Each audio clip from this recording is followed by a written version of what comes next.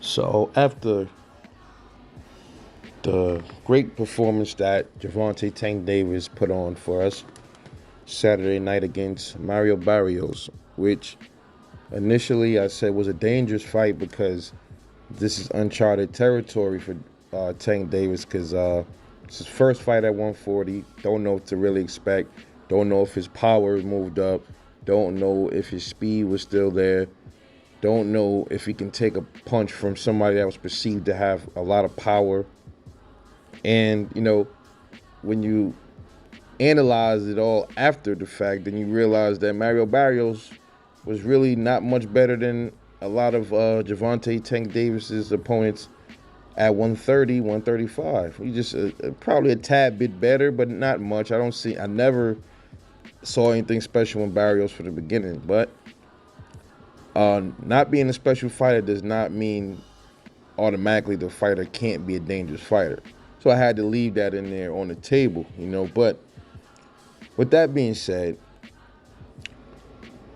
Leonard Ellerbe came out and said that Javante Davis will not be campaigning at 140 pounds. So that means he will more than likely be going back down to 135 pounds. So that leaves a question. Who beats Javante Tank Davis at 135? I kind of touched on this a while ago, but I think it's safe to say that this topic needs to be revised and updated. So we're gonna talk about it again and with some more clarity. We don't we don't have many 135. I don't see it really being stacked or anything like that. It's I'm trying to see if it's a weak division. I think to me 135 it's kind of like a weak division, man. It's not really much going on there. There's some kind of heat, but not much. It's not like 147. 147 is smoking.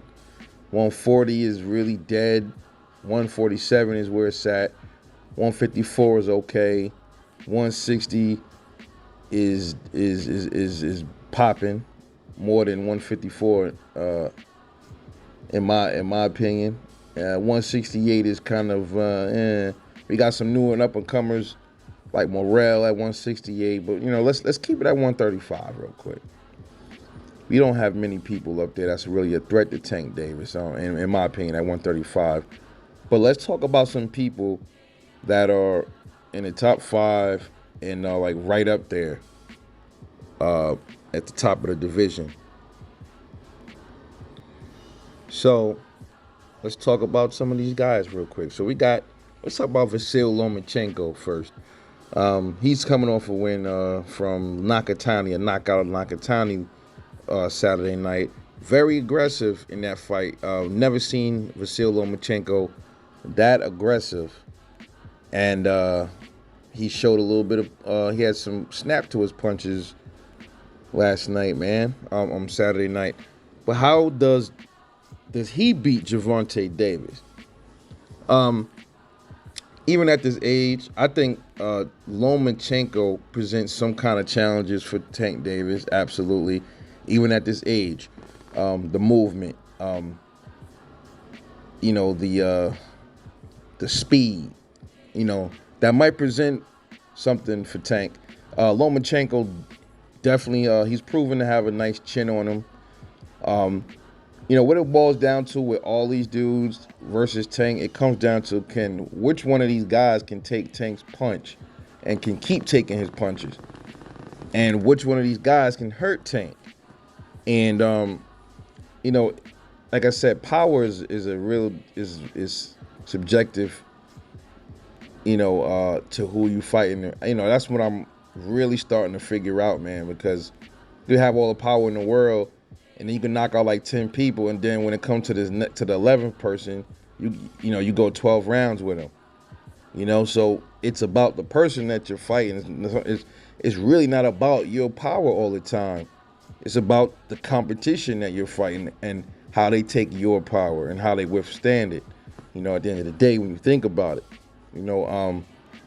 Lomachenko can take a punch. We already know that. We've seen that in the Teofimo fight. in some other fights, but definitely the Teofimo fight. But this is a hard one for me to figure out because of the movement and the speed of Lomachenko. Uh, you know, Tank might have some issues with him. So I would have to say Loma's probably one of the only dudes that is one of the dudes that probably could beat Tank.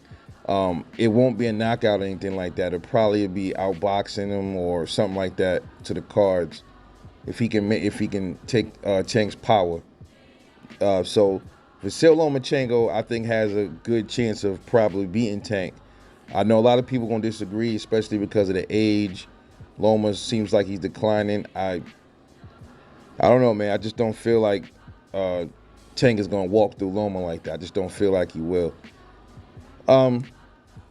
So let's move on from Lomachenko. We got Ryan Garcia next. Ryan Garcia came off a win against Luke Campbell, where he had some, very little bit of adversity. He got knocked down for the first time. I think it was a left to the face, knocked him down.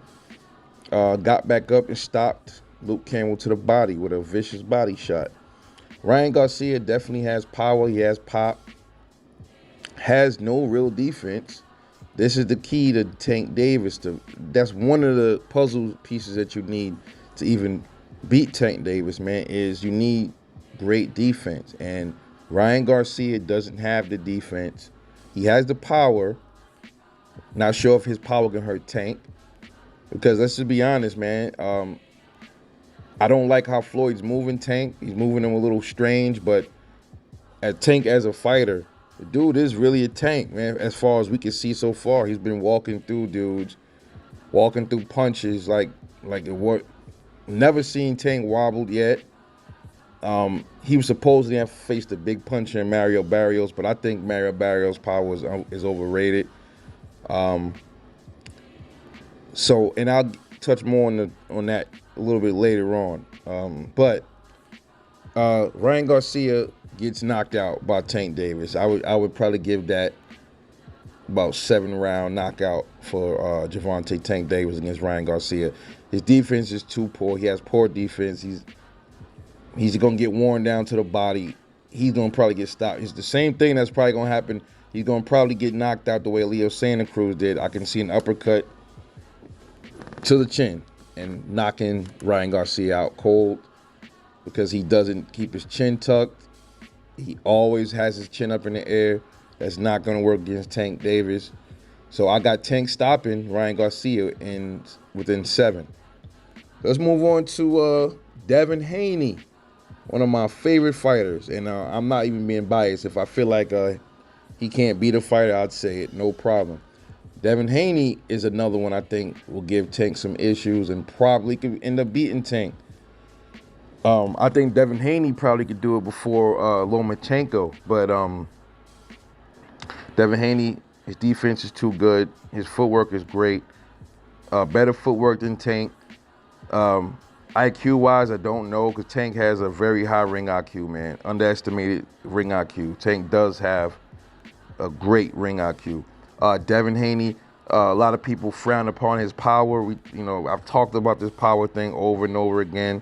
I don't really like harping on it, but we're gonna talk about it a little bit. Devin Haney, there's this thing where he's pillow fisted, everybody calls him. So I don't believe that to be the case. He's just a pure boxer, man, and he just doesn't have the pop that other boxers may have. Doesn't mean he's not a great fighter. Doesn't mean it can't take him far. If you have no power or don't have a lot of power, but you're able to move and use jabs, that helps a lot of these kind of fighters like that,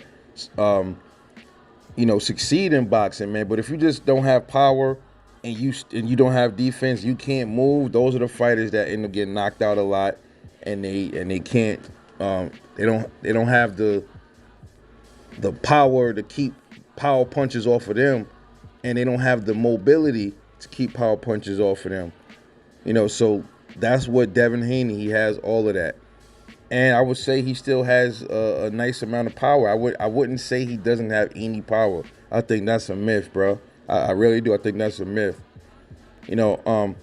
when it comes to this power thing, man, I would like, I always say, just like with guns, man. You know when people say, oh man, look, you carrying that little 22, or you carrying that little 25 caliber, that little mouse gun. Okay, well, stand there and let me shoot you with the 22, and you tell me how it feels. And it's the same thing with boxing. Like, we call these dudes pillow fisted, but let him stand in front of him, let him hit you to the body, come back and tell me if he has no power or not.